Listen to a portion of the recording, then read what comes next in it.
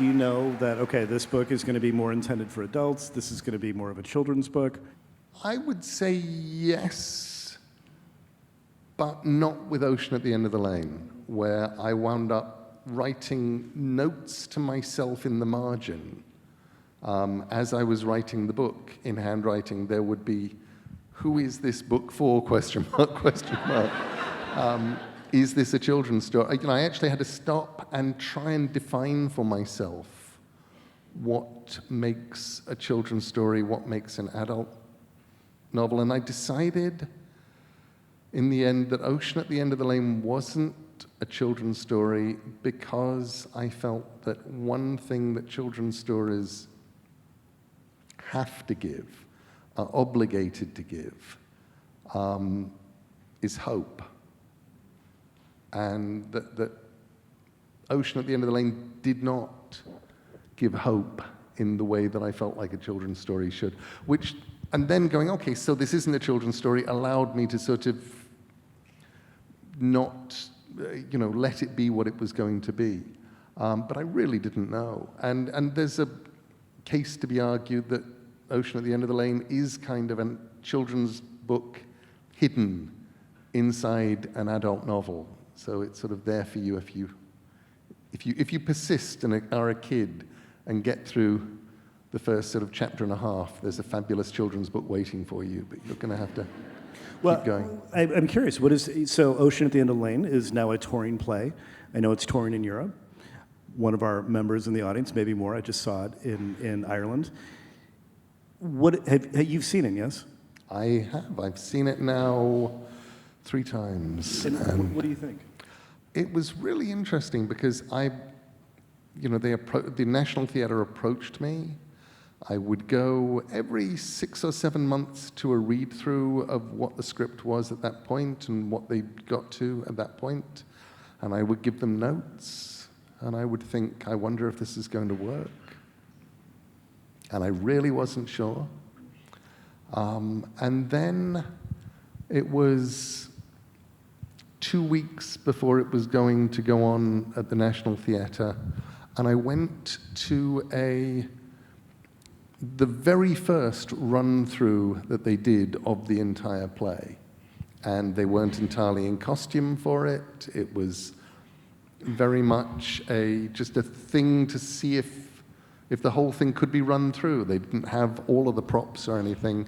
And it wasn't on a stage. It was in just a rehearsal space in the National Theatre in a back room.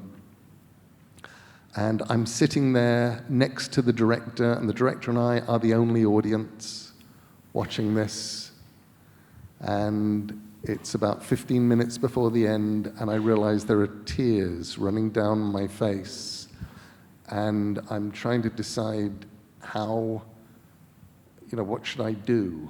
Because there are all these actors out there, and there aren't any lights. We're all in the same space, and I'm crying. And eventually I settle for sort of flicking them away.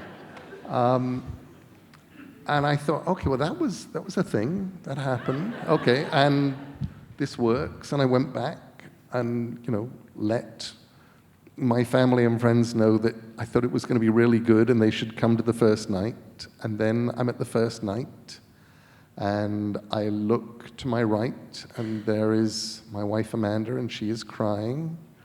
And I'm like, okay, well, she cries at things. That's okay.